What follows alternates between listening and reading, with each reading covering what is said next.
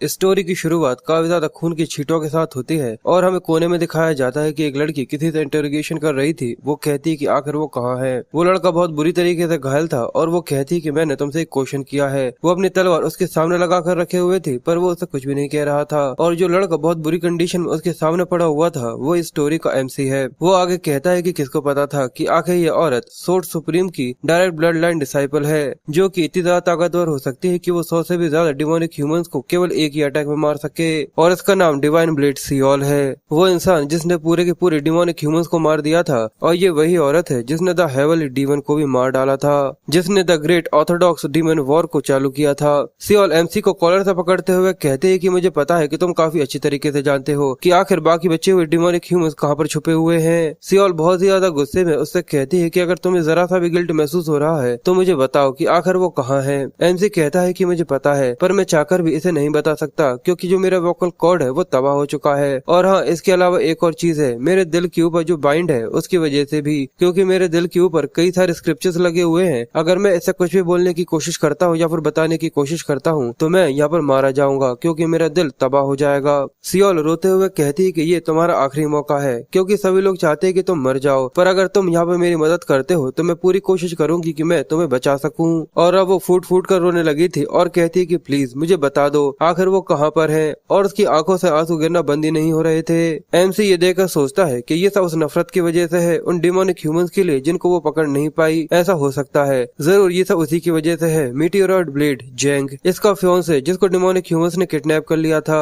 ये काफी ज्यादा रिडिकुलस है। एक औरत जो कि इस दुनिया में सबसे ज्यादा स्ट्रॉन्गेस्ट है पर वो भी एक इंसान के लिए रो रही है। इसकी एंजाइटी वो भी केवल एक इंसान के लिए, ये काफी ज्यादा फनी है। और वो उसको देखकर मुस्कुराना चालू कर देता है। ये देखकर सियोल को काफी गुस्सा आता है और वो उसको कॉलर से पकड़कर पीछे की तरफ फेंक देती है। MC लुढ़कते हुए जाकर बहुत बुरी तरीके से गिर जाता है और सियोल गुस्से में आगे कहती है, अगर मुझे पता होता कि तुम इस तरीके के बेकार इंसान निकलोगे तो मैं तुम्हें तभी मार देती जब हम लोग पहली बार मिले थे।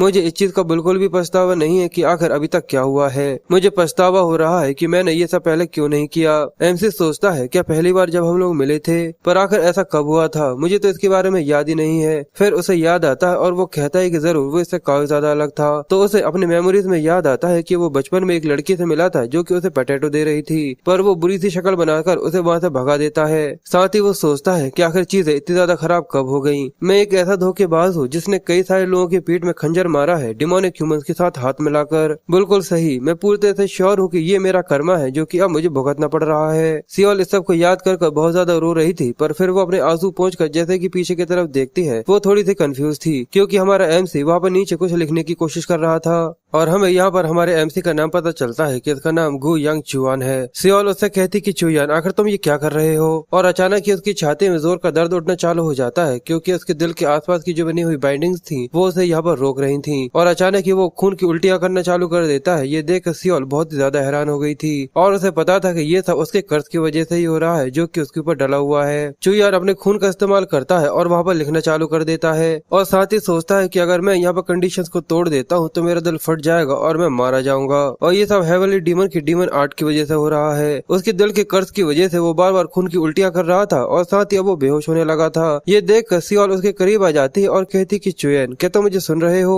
वो उसे उठाने की कोशिश कर रही थी पर चुयान को अब सही से सुनाई देना भी बंद हो गया था। सियोल उसको बार बार उठाने की कोशिश कर रही थी और कहती क्या तुम मुझे सुन सकते हो, तुम्हें कुछ भी लिखने की जरूरत नहीं है। पर फिर भी वो दर्द को सहते हुए कहता है कि अगर मैं तुमसे कह पाता कि मुझे फंसाया गया है और मैं अपनी खुद की मर्जी से ये सब नहीं कर रहा तो क्या तुम मेरे ऊपर यकीन करती। और जैसे सियोल चुयान का लिखा हुआ देखती है तो वो बहुत ज्यादा हैरान हो जाती है और सियोल आगे कहता है कि मेरे पास कई सारे एक्सक्यूजेस है जो कि मैं देना चाहता हूँ, पर अब ऐसा लगता है कि इस चीज के लिए बहुत ज्यादा देर हो चुकी है क्योंकि अब इस चीज का कोई भी मतलब नहीं निकलता क्योंकि अब ये सब खत्म हो चुका है। और फिर आखिरी धमाके के साथ उसका दिल फट जाता है और वो बहुत बुरी तरीके से पीछे गिरते हुए वहाँ पर मारा जाता है। पर वो मरते हुए कहता है कि आखिर मुझे ही ऐसी जिंदगी क्यों जीनी पड़ी। हमें उसके एक पास्ट का सीन दिखाते हैं जहाँ पर वो अपनी बहन के साथ एक एली में बैठा हुआ था, जहाँ पर उसकी बहन उसके गाल पर हाथ रखते हुए कहती है कि ब्रदर तुम्हें बिल्कुल भी चिंता करने की जरूरत नहीं है, तुम्हें खुश रहने की जरूरत है। और वो आगे कहता है कि मैंने अपनी जिंदगी में जितने बड़े और छोटे रिग्रेट्स करे थे जिससे मैं अपनी खुद की जिंदगी को आगे बढ़ा सकूं।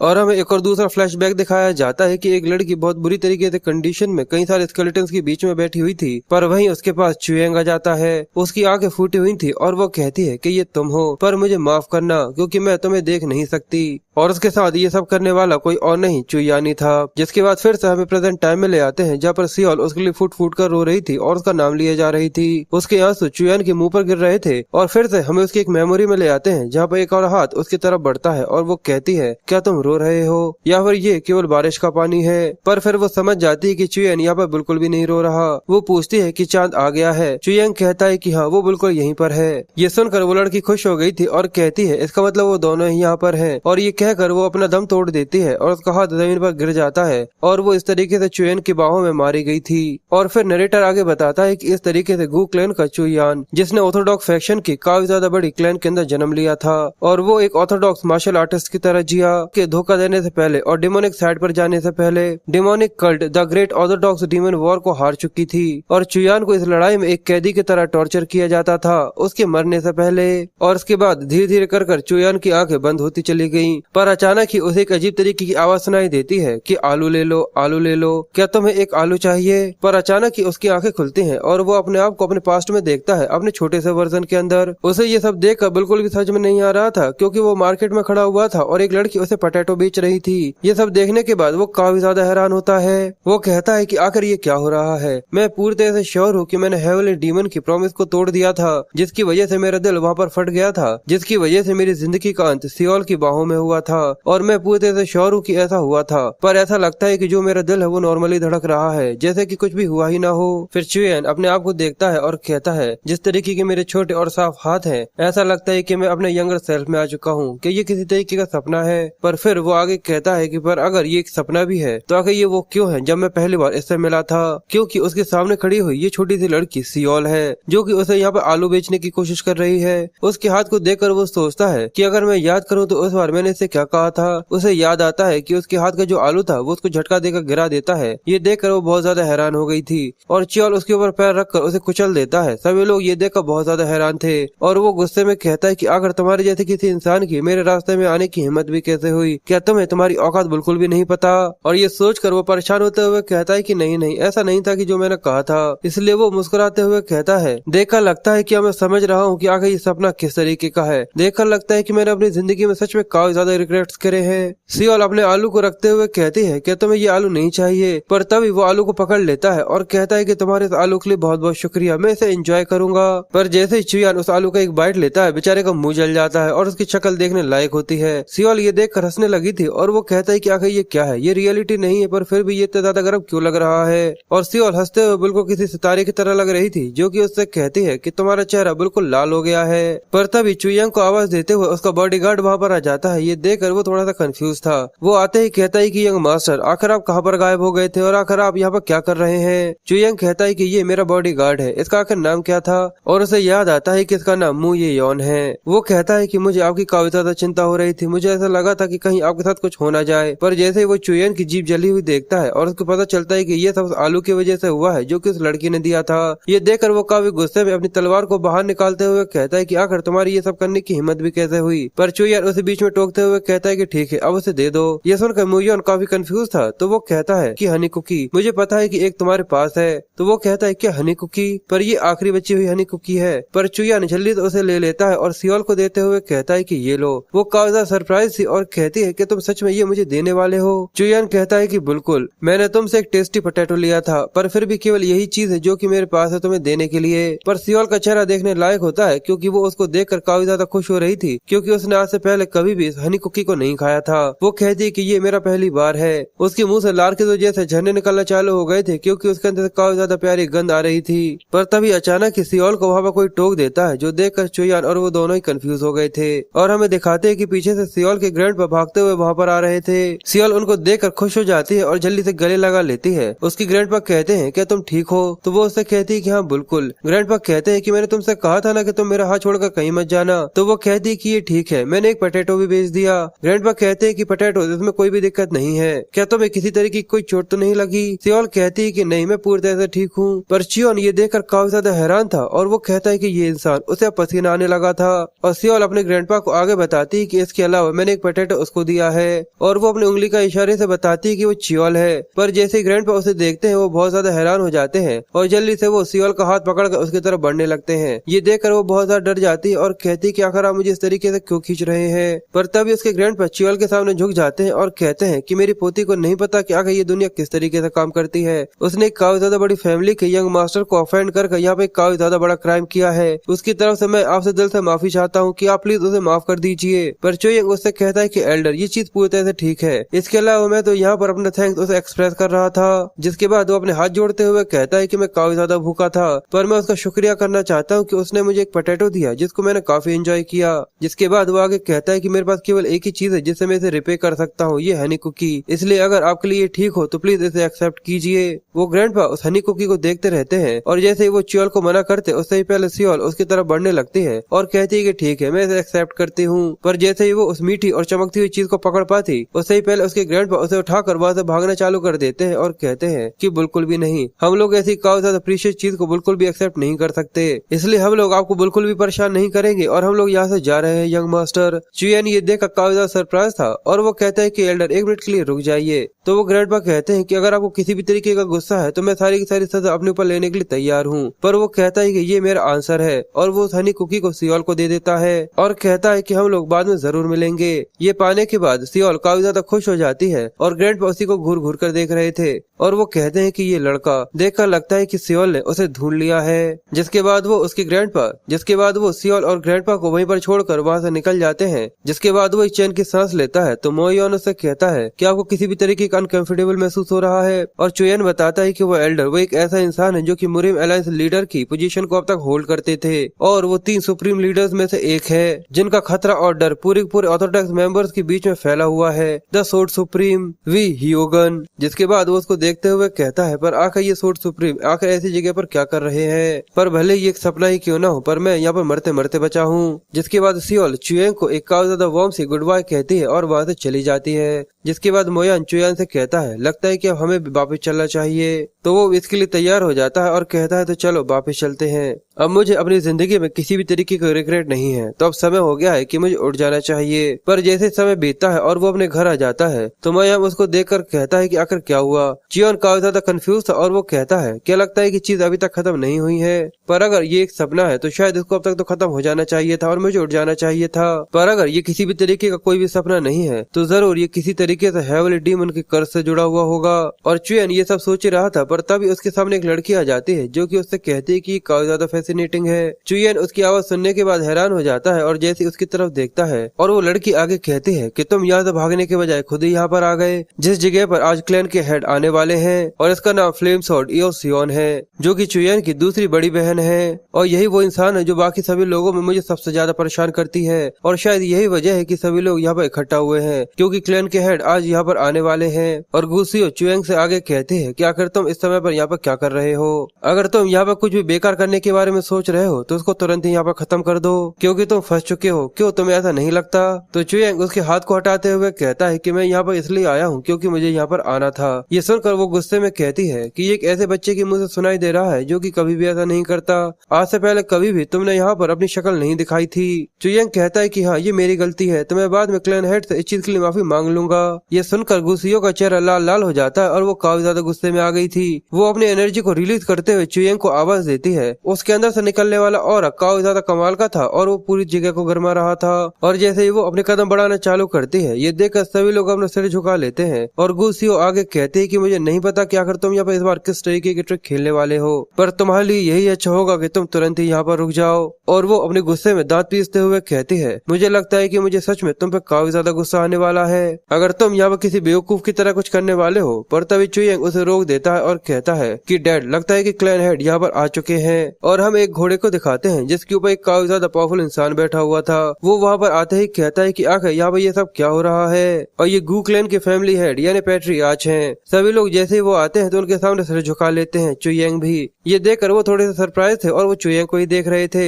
चुयंग को थोड़ा सा डर लगता है पर वो उससे कुछ भी नहीं कहते और उसको घूरते रहते हैं। जिसके बाद वो अपने मिनिस्टर को आवाज देते हैं तो वो वहाँ पर तुरंत आ गया था। वो उससे पूछते हैं कि आखिर सोर्स का क्या हुआ, क्या वो पूरी तरह तैयार हैं। तो वो बताते हैं कि जो फर्स्ट सोर्ड यूनिट जिसके बारे में आपने कहा था वो जल्दी यहाँ पर आने वाली है और जो फोर्थ सोर्ड यूनिट है उसे थोड़ी देर के लिए वेट करना होगा। तो वो कहते हैं अगर ऐसा है तो फोर्थ सोर्ड यूनिट से कहो कि वो जल्दी से तैयार करे और मेरे साथ आओ। ये बोलकर जितने भी एल्डर्स होते हैं वो सभी पैट्रियार्च के साथ अंदर जाना चालू कर देते हैं और पीछे खड़ा हुआ चेन्यू सोचता है कि मुझे नहीं पता क्या ये किसी तरीके का सपना है या फिर हकीकत, पर जिस तरीके से वो मुझे घूर रहे थे वो सच में काफी ज्यादा खतरनाक था। पर तभी पैट्रियार्च वहाँ पर रुक जाते हैं और कहते हैं कि थर्ड चाइल्ड जैसे ही खाना खत्म होगा तुम पैट्रियार्च ऑफिस में अकेले मेरे पास आना। चोयांग ये सुनकर परेशान हो जाता है और वो मोयांग से कहता है कि तुम्हारे पास किसी तरीके की डाइजेस्टिव पिल्स हैं। फिर हमें रात का सीन दिखाते हैं कि सभी लोग खाना खाने के लिए टेबल्स पर बैठे हुए थे। वहाँ पर काफी अच्छे तरीके से खाना सजा हुआ था और च्योन परेशान होते हुए कहता है कि खाना खाते समय भी बिल्कुल वैसा ही एटमॉस्फेयर है। डैम इट, मैं तो ये कह भी नहीं सकता कि आखिर मैं कहाँ से खाऊं, होठों से या फिर नाक से। और ये तो वैसे ही काफी ज्यादा बुरा है कि उन्होंने अकेले मुझे बुलाया है, पर क्या कोई इतना ज्यादा अच्छा नहीं हो सकता कि इस एटमॉस्फेयर को चेंज कर सके? कोई तो कुछ बोलो। और तभी पैट्रियार्च गुसियो से कहते हैं मैंने सुना है कि तुमने मार्शल आर्ट के अंदर कुछ अचीवमेंट्स करी है। वो कहती है कि हाँ, मुझे थोड़ी सी एलाइटमेंट मिली है और कुछ समय पहले मैं थर्ड स्टार पर आ चुकी हूँ। ये सुनकर पैट्रियार्च कहते हैं कि तुम्हारी उम्र में तुम काफी ज्यादा एडवांस हो, ये काफी ज्यादा अच्छा है और इसी तरीके से अपने आप को डेवलप करती रहो। ये सुनकर गुसियो उनके सामने झुकती है और उनका शुक्रिया करती है। चुयंग भी कहता है कि ये काफी ज्यादा इम्प्रेसिव है क्योंकि इसने अपनी उम्र में पहले ही थर्ड स्टार को अचीव कर लिया है और ऐसा तो होना ही है। एक ऐसा इंसान जिसको टैलेंट मिला हो और वो काफी ज्यादा कड़ी मेहनत करे तो उसको तो फल मिलेगा ही। और इस सब के अलावा लगता है कि इसको मुस्कुराना भी आता है। ये मुस्कुराते हुए काफी ज्यादा अच्छी लगती है। पर तभी गुसियो चुयन को देख लेती है और बहुत बुरा सा मुंह बना लेती है। ये देखकर वो कहता है कि अभी मैंने जो कहा मैं उसे वापस लेता हूँ। जिसके बाद पैट्रियार्च जैसे ही चियोंग का नाम लेते हैं वो बहुत ज्यादा डर जाता है। वो कहते हैं कि तुम फिर से किसी को भी बिना बताए स्ट्रीट्स पे घूम रहे थे। तो वो कहता है कि हाँ, मुझे कुछ काम था, इसी वजह से मैं वहाँ पर थोड़ी देर के लिए गया था। ये सुनकर पैट्रियार्च चुप हो जाते हैं, जिसके बाद वो खड़े हो गए थे और कहते हैं कि मैं सबसे पहले उठ चुका हूँ तो तुम लोग भी जल्दी से अपना खाना खत्म करो। ये सुनकर वो सरप्राइज था और कहता है कि ऐसा लगता है कि ये यहाँ पर कुछ कहने वाले हैं। इनने कहा था कि ये खाना खाने के बाद मुझसे मिलना चाहते हैं, तो ऐसा लगता है कि जरूर ये उसी के बारे में मेंशन कर रहे होंगे। और तभी एक सर्वेंट चुयंग के पास आ जाती है जो कि उससे कहती है कि क्लैनहेड ने कहा है कि आज रात आप आराम करो और उनके रूम में कल जाना। ये सुनकर वो थोड़ा सा सरप्राइज था और कहता है कि आखिर अचानक से क्या हो गया। जिसके बाद हमें चुयंग के रूम का सीन दिखाते हैं कि वो खिड़की पर बैठकर आसमान को देख रहा था। साथ ही वो सोचता है मुझे ऐसा लगा था कि अगर ये सपना होता तो मुझे अब तक उठ जाना चाहिए था, पर ये कोई सपना नहीं है और मैं सच में पास्ट में आ गया। मैंने आज से पहले केवल इसके बारे में सुना ही था। फिर वो काफी ज्यादा गुस्से में अपने मुक्के को पटकते हुए कहता है अगर ऐसा हुआ है तो शायद ऐसा हो सकता है कि मैं हेवली डीमन को सबसे पहले जाकर मार दूं। फिर वो आगे कहता है कि नहीं, ऐसा नहीं हो सकता, ये तो बस एक बेकार सा स्टेटमेंट है जो कि गुस्से में आकर मैं कह रहा हूँ, क्योंकि आखिर मैं एक ऐसे हेवली डीमन को कैसे मार सकता हूँ जो कि 3 सुप्रीम्स को भी मार चुका है, जिनका कहा जाता है कि वो हेवन से भी ऊपर हैं। अगर मैं अपने पास्ट के बारे में सोचूं कि मैं एक बेकार सा डिमोनिक ह्यूमन बनकर जी रहा था, असल में मैं हेवली डीमन के नीचे था जिससे मैं केवल सर्वाइव कर सकूं। इसलिए अब मैं ये देख सकता हूँ कि मैंने कई सारे रिग्रेट्स करे थे और मेरी पिछली जिंदगी पूरी तरह से रिग्रेट से भरी हुई थी और उसी ने इस चीज को समझने में मेरी मदद करी है कि अगर मैं सच में रिबॉर्न हुआ हूँ तो मैं इस बार अपनी जिंदगी को बदल सकता हूँ। जिसके बाद वो आगे कहता है कि वैसे भी जो हेवली डीमन है वो सियोल के हाथों से वैसे भी मारे जाने वाला है और जो डिमोनिक कल्ट है वो भी इसके साथ गायब हो जाएगा। और जब तक सारी चीजें पूरी तरह से ठीक है, मुझे भी अपनी जिंदगी काफी अच्छी तरीके से जीनी चाहिए और जो मैं कर सकता हूँ मुझे केवल वही करना चाहिए। मैं इस अपॉर्चुनिटी को बिल्कुल भी मिस नहीं कर सकता। मैं बिल्कुल वैसे भी गलती इस बार नहीं करने वाला जैसे कि मैंने अपनी पास्ट लाइफ में करी थी। और इसलिए वो सबसे पहले अपने आप को कल्टीवेट करने की कोशिश करता है। वो अपनी पूरी बॉडी में अपनी इंटरनल एनर्जी को फ्लो करता है और चेक करता है कि अगर उसकी बॉडी के अंदर कितनी ज्यादा एनर्जी है और वो सक्सेसफुली अपनी पूरी एनर्जी को एक जगह पर इकट्ठा कर लेता है। पर वो उसको देखकर थोड़ा सा हिचकिचाते हुए कहता है कि मैंने अपनी पूरी बॉडी सर्च करी है, उसके बाद भी केवल मेरी बॉडी के अंदर केवल इतनी सी एनर्जी है। ये देखना काफी ज्यादा पैथेटिक है कि मेरी बॉडी के अंदर कितनी ज्यादा इंटरनल एनर्जी है। अगर मैं इस अपनी बहन के साथ कंपेयर करता हूँ तो वो सच में काफी ज्यादा कमाल की और इनक्रेडिबल है। इस चीज से मुझे ये समझ में आ रहा है कि भले ही मेरी बहन मुझसे केवल 1 साल बड़ी है पर वो पहले ही 3rd स्टार तक पहुंच चुकी है। पर फिर भी ऐसा नहीं है कि मैं इसका कुछ भी नहीं कर सकता।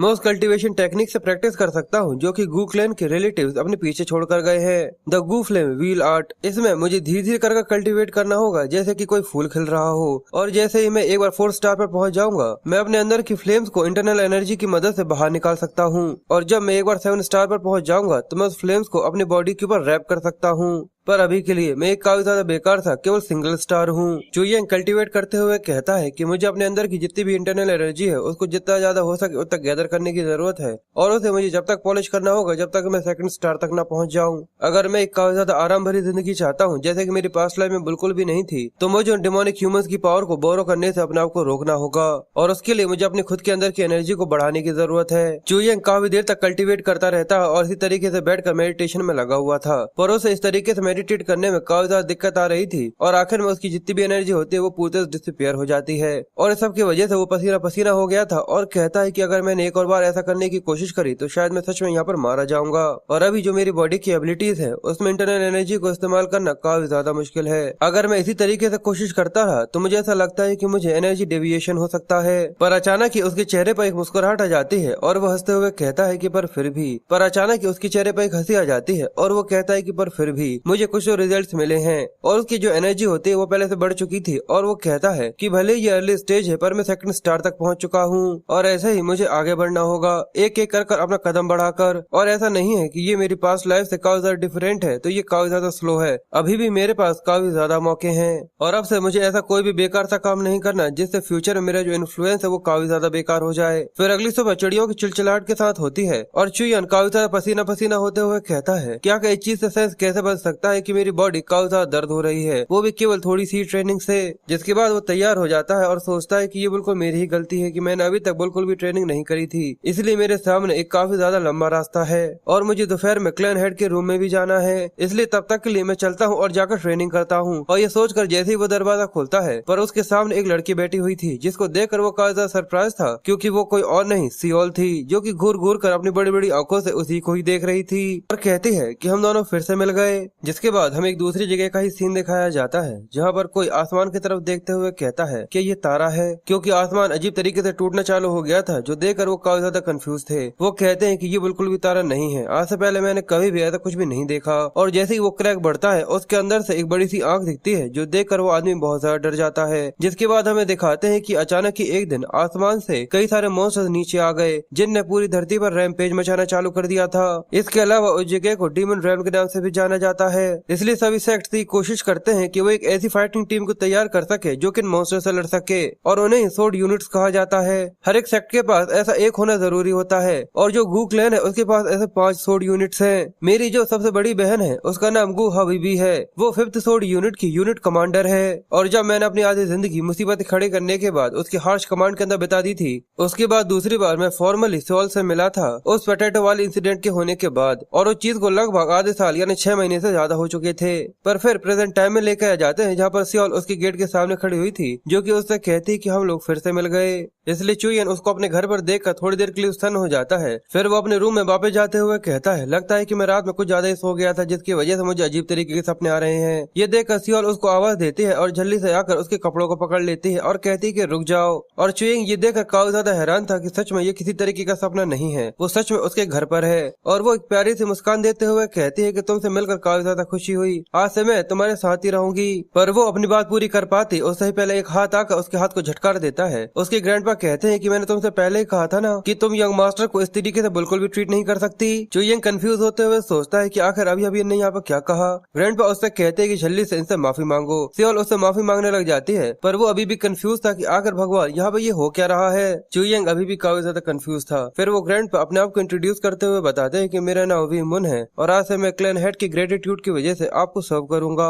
शायद ऐसा हो सकता है कि ये बूढ़ा आदमी आपको सेटिस्फाई ना कर पाए पर मैं अपनी पूरी कोशिश करूंगा कि अपने तरीके से जितना हो सके उतना काम कर सकूं। पर ये सुनने के बाद चुयन अभी भी काफी ज्यादा कंफ्यूज था और वो कहता है क्या वी मुन, इसका मतलब क्या ये होगन नहीं है। जिसके बाद सियोल अपने बारे में बताती है कि वो उसकी ग्रैंडपा के साथ यहाँ पर उसे असिस्ट करेगी। चुयन काफी कंफ्यूज होते हुए कहता है क्या सर्व करना कौन को, मुझे सच में। फिर वो अपने आप को शांत करते हुए कहता है कि अगर ये क्लैन हेड के ऑर्डर्स है इसका मतलब जरूर फादर ने खुद ने इन लोगों को ऑर्डर दिए होंगे। इसलिए वो उन लोगों से कहता है कि आप लोगों से मिलकर काफी अच्छा लगा पर साथ ही वो सोचता है कि लगता है कि मैं शुरुआत से इस जिंदगी से बहुत बुरी तरीके से पक चुका हूँ। जिसके बाद वो उन लोगों से कहता है कि आप लोग मुझे यंग मास्टर कहने के बजाय चुयंग कह सकते हैं। ग्रैंडपा कहते हैं कि ठीक है यंग मास्टर। ये सुनकर वो बुरी सी शक्ल बना लेता है। जिसके बाद हमें ग्रैंडपा को झाड़ू लगाते हुए दिखाते हैं और चुयंग उनको ही देख कर कहता है कि ये सच में एक रियल झाड़ू है। जैसे उनका ध्यान उसके ऊपर जाता है तो वो पीछे की तरफ देख कर मुस्कुराना चालू कर देते हैं। ये देख कर चुयंग हिचकिचाना चालू कर देता है और कहता है कि हाँ ये चीज पूरी तरह से ठीक है, पर सबसे ज्यादा जरूरी चीज तो ये है। और वो अपने साइड में देखता है कि सियोल बहुत सारे कपड़े लेकर आ रही थी और उसके आसपास की लड़कियां उससे कहती हैं कि ये काफी ज्यादा खतरनाक हो सकता है कि तुम इतने सारे कपड़े खुद से लेकर जाओ, पर वो कहती है कि नहीं, सियोल ये सब कुछ कर सकती है। और उसके हाथ ये साफ साफ बता रहे थे कि उसके ऊपर बहुत ज्यादा लोड है, इसलिए वो लोग कहते हैं कि अपने साथ तुम्हें ऐसा करने की जरूरत नहीं है, मैं तुम्हारी मदद करती हूँ। पर सियोल कहती है कि मैंने सच में कहा ना कि सियोल ये सब कुछ कर सकती है।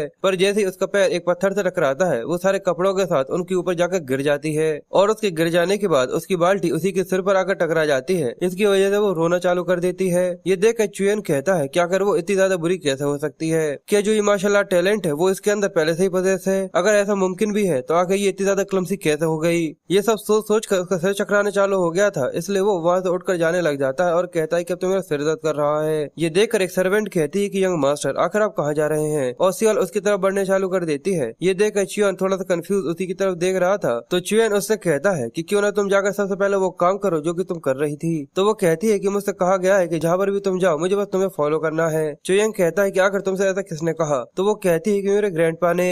ये सुनकर चुयन थोड़ी देर के लिए कंफ्यूज हो जाता है और सोचता है कि सियोल मेरी डायरेक्ट सर्वेंट है, इसकी वजह से ऐसा हो सकता है। मुझे ऐसा लगता है कि उन्हें ये रोल इसके ऊपर इसलिए डाल दिया क्योंकि वो मुझसे डील नहीं करना चाहते थे, पर मैं अभी भी एक काफी अच्छी क्लैन का एक अच्छा सा लड़का हूँ, इसलिए ये चीज पूरी तरह से ठीक है कि जो मेरी पर्सनल सर्वेंट है वो ये डिसाइड करे कि वो जहाँ पर भी मैं जाता हूँ वहाँ पर मेरे साथ साथ आए। पर जो सूट सुप्रीम है उसका प्रेशर कुछ जरूर से ज्यादा ही है। और ये सोचते हुए जो सियोल उसके कपड़े सही करने की कोशिश कर रही थी वो ये देखकर खुश हो जाती है और कहती है कि हो गया, पर उसे इसके बारे में कोई भी आइडिया नहीं था कि आखिर ऐसी चीजें कैसे करते हैं क्योंकि उसने कपड़े पहले से और भी ज्यादा बेकार कर दिए थे। जिसके बाद वो वहाँ से जाते हुए सोचता है कि फादर को इनकी ट्रू आइडेंटिटी के बारे में पता है या फिर उन्हें इस सब से कोई भी मतलब नहीं है क्योंकि यहाँ पर बहुत सारे सर्वेंट्स हो चुके हैं। और चुयन को अपने आप से ही कपड़ों को सही करता हुआ देखकर सियोल को काफी ज्यादा बुरा लगता है। जिसके बाद वो आगे कहता है कि उन्होंने कहा था कि आज मुझे उनके रूम के अंदर आना है, तो मुझे ऐसा लगता है कि मुझे जल्दी से वहाँ पर चले जाना चाहिए। पर चियोन को वहाँ से जाता हुआ देखकर सियोल उसके पीछे करना चालू कर देती है और उसे कहती है कि यंग मास्टर रुक जाइए। पर वो कहता है कि अगर तुम क्या सोच रही हो, कि अगर तुम कहाँ जा रही हो, सबसे पहले जो तुम यहाँ पर काम कर रही थी उसके ऊपर ध्यान दो। ये सुनकर वो उदास हो जाती है और उसकी आंखों में आंसू आ गए थे।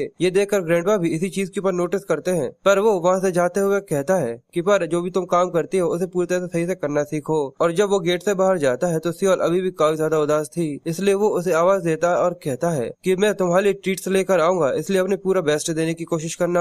और जैसे ही चुयन वहाँ से चला जाता है तो सियोल के चेहरे पर खुशी आ जाती है और सभी लोग उसका बदला हुआ अवतार देखकर काफी ज्यादा सरप्राइज होते हैं। अब ग्रैंडपा भी इस चीज को समझ चुके थे कि हाँ वो सच में एक अच्छा इंसान है। जिसके बाद सीन शिफ्ट होता है और हमें चुयन को पेट्रियार्च के रूम के अंदर बैठा हुआ दिखाते हैं। वो कहता है कि ये चीज काफी ज्यादा खतरनाक है क्योंकि मैं अपनी प्रीवियस लाइफ में कभी भी इतने ज्यादा करीब नहीं आया था। मुझे ऐसा बिल्कुल याद नहीं है कि हम लोगों ने एक दूसरे से पर्सनली कभी बात भी की हो, पर आखिर मैं इनसे यहाँ पर क्या कहूँगा। पर मैं पूरी तरह से श्योर हूँ कि अगर उन्होंने मुझे यहाँ पर बुलाया है तो वो जरूर मुझसे कुछ कहना चाहते हैं। इसलिए वो आगे कहता है कि सबसे पहले मैं सुनूंगा कि आखिर वो क्या कहना चाहते हैं, उसके बाद मैं उनसे पूछूंगा कि आखिर उन्होंने सियोल को और उस ग्रैंडपा को यहाँ पर क्यों रखा है। चुयन ये सब सोच ही रहा था, पर तभी पेट्रियार्च वहाँ पर आ जाते हैं जो कि उससे कहते हैं कि अगर तुम किस चीज का वेट कर रहे हो। ये सुनकर वो चिल्लाते हुए कहता है कि तुमने मुझे डरा दिया। पर जैसे ही वो पेट्रियार्च को देखता है वो दोनों ही अंदर चले जाते हैं और वो दोनों एक दूसरे के सामने बैठे हुए थे और वो अभी भी काफी ज्यादा डर रहा था। वो सोचता है कि आखिर उसे यहाँ पर क्या कहना चाहिए। पेट्रियार्च उससे कहते हैं कि वो नए सर्वेंट से मिल चुका है। वो कहता है कि हाँ आज सुबह ही मैंने उन लोगों से ग्रीट करी थी। तो वो पूछता है कि आखिर तुम्हारा उन लोगों के बारे में क्या ख्याल है। वो कहता है कि मैं काफी ज्यादा खुश हूँ कि आपने मेरे लिए कुछ ऐसे सर्वेंट्स रखे हैं जो कि मेरी सुविधा के लिए हैं, पर मैं आपसे कुछ पूछना चाहता हूँ। ये सुनते ही पेट्रियार्च उससे कहते हैं कि सब के बारे में पूछने की जरूरत नहीं है, जब समय आएगा तो मैं तुम्हें खुद ही बता दूंगा। ये सुनकर वो कहता है कि ठीक है मैं समझ गया, और साथ ही वो अपने मन में सोचता है इसका मतलब फादर ने उन लोगों को जानबूझकर सर्वेंट के तौर पर रखा है, सब कुछ जानने के बाद भी। जिसके बाद वो उससे आगे कहते हैं कि तुम्हें इतनी छोटी छोटी प्रॉब्लम्स के बारे में ज्यादा ध्यान देने की जरूरत नहीं है, तुम्हें कल की यूनिफाइड ड्रैगन असेंबली के लिए तैयारी करनी चाहिए। ये सुनकर वो कहता है कि हाँ मैं इसके लिए तैयार हूँ, पर साथ ही वो ये सोचता है कि आखिर ड्रैगन असेंबली है क्या, और वो अपनी मेमोरीज में खो जाता है और ढूंढता है कि आगे सबका मतलब क्या है। और जैसे ही उसे ये याद आता है तो उसके चेहरे का रंग उड़ जाता है क्योंकि अब उसे ये पता चल चुका था कि आखिर सबका मतलब क्या है। फिर चोयान अपने मेंशन के अंदर आ जाने के बाद मोयेयोन से कहता है कि मेरे गले को तुरंत ही यहाँ पर काट दो। ये सुनकर वो काफी ज्यादा परेशान था और वो कहता है कि सच में आप ड्रैगन असेंबली के अंदर जाने थे, क्या सच में आप ड्रैगन असेंबली के अंदर जाने थे तो ज्यादा बुरी तरीके से डरते हैं। हैं? वो कहता है कि हाँ। फिर हम इसके बारे में बताया जाता है कि ये एक न्यू मेंबर्स के लिए सबसे ज्यादा जरूरी इवेंट होता है जिसमें सोड यूनिट्स को चुना जाता है। इसे सोड यूनिट्स के लिए हर साल बनाया जाता है जो ड्रैगन रेल्म के गेट के काफी ज्यादा करीब काम करते हैं। वो अपनी जिंदगी को गू क्लैन के लिए रिस्क में डालते हैं और जो लोग शंजन के रेजिडेंटल होते हैं ये उन लोगों को दिया जाता है जो कि गू क्लैन के डायरेक्ट ब्लड लाइन होती है, इसलिए उन्हें ये इवेंट अटेंड करना काफी ज्यादा जरूरी होता है। सीन फिर से प्रेजेंट टाइम में आ जाता है जहाँ पर चुयन उससे कहता है कि मेरा गला तुरंत यहाँ पर काट दो। उसके बाद ऐसा हो सकता है कि अगर मैं मारा जाऊँ तो मुझे वहाँ पर जाना ना पड़े, पर मुयेयोन उसे स्क्रोल दिखाकर कहता है कि अगर ऐसा नहीं हुआ तो क्लेन हेड खुद तुम्हें मार देंगे। इसके अलावा एल्डर ली भी है जो कि वहीं पर हैं। ये सुनकर वो और भी ज्यादा परेशान हो जाता है और कहता है उनने मुझसे कहा था कि वो मुझे बहुत बुरी तरीके से पीटेंगे कि अगर मैंने वहाँ से भागने की कोशिश भी करी। साथ ही वो परेशान होकर कहता है कि मैं ये सोच रहा था कि आखिर वो कौन हो सकता है, पर बाकी सभी एल्डर्स में से एल्डर ली काफी ज्यादा नेस्टी हैं। वो ये यकीन करते हैं कि मुझे काफी ज्यादा अच्छी तरीके से एक्ट करना चाहिए क्योंकि मैं पूरी फैमिली में एक लौता सन हूँ जो कि मुझे पूरी तरह से क्लैन के ऑनर के लिए और प्रेस्टीज के लिए रिस्पॉन्सिबल बनाता है। और वो एक ऐसे इंसान है जिनके लिए मुझे काफी ज्यादा ग्रेटफुल होना चाहिए, पर वो सच में काफी ज्यादा बिजी रहते हैं। पर जैसे ही उन्हें जितना भी समय मिलता है वो मुझे सिखाने के लिए यहाँ पर आ जाते हैं। पर इसके अलावा जो उनकी पनिशमेंट्स होती हैं वो इतनी ज्यादा खतरनाक होती हैं कि मैं उन्हें जितना भी हो सके उतना अवॉइड करने की कोशिश करता हूँ। यहाँ तक तो मेरे फादर खुद भी मेरे ऊपर इतना ज्यादा ध्यान नहीं देते, इसलिए वो अपने आप से ही कहता है कि ये कितना ज्यादा अमेजिंग है कि उनके इस तरीके के लेसन को लेने के बाद भी मैं एक लूजर निकला। और मुयेयोन उसे ये भी बताता है कि जैसे ही सभी लोग तैयार हो जाएंगे वो लोग यहाँ से निकल जाएंगे। पर वहाँ पर जितने भी सर्वेंट्स होते हैं वो सियोल से कहती है कि वो सच में काफी ज्यादा सुंदर लग रही, काफी ज्यादा सुंदर। सभी लोग उसको घेर कर खड़े हुए थे। ये देख कर चुयान उससे कहता है कि आखिर ये सब क्या हो रहा है। वो लोग अभी तैयार नहीं हुई तो वो कहती है कि हमें माफ कर दीजिएगा, हम लोग बस सियोल का ख्याल रखने की कोशिश कर रहे थे। ये सुनकर वो कहते हैं क्या यहाँ पर फिर से सियोल किसी तरह की मुसीबत खड़ी कर दी है। और सियोल जैसे ही निकल कर सामने आती है तो वो देखने में सच में काफी ज्यादा प्यारी लग रही थी। ये देखकर तो हमारे एमसी के दिल में भी घंटियां बजने लग गई थी और उसके गाल लाल लाल हो गए थे। वो झल्ली से कूद कर चुयन के पास आ जाती है और वो उसे कहती है कि मास्टर सभी लोग मुझसे ये कह रहे हैं कि मैं सच में काफी ज्यादा सुंदर हूँ। ये सुनकर उसके दिल की धड़कन बढ़ गई थी और वो हिचकिचाना चालू कर देता है। साथ ही वो सोचता है कि सच में ये काफी ज्यादा सुंदर लग रही है। और सियोल जिस तरीके से अपने बालों को पीछे करती है ऐसा लगता है कि वो अपने यंग मास्टर को सेड्यूस करने की कोशिश कर रही है, क्योंकि वो बड़े ही मासूम तरीके से उससे कहती है कि आपको भी ऐसा लगता है कि मैं काफी ज्यादा सुंदर हूँ। वो अपने यंग मास्टर से अपनी केवल तारीफ सुनना चाहती है, पर ये सुनने के बाद चुयन के गाल बिल्कुल भट्टी की तरह लाल हो जाते हैं और कानों से धुआं निकल जाता है। और वो अपने आप को संभालते हुए कहता है कि अगर तुम लोग क्या कर रहे हो, हमें निकलना है। वो कहती है क्या मैं सुंदर हूँ, पर वो कहता है कि हमें जाना है और वो उसका कोई भी जवाब नहीं देता।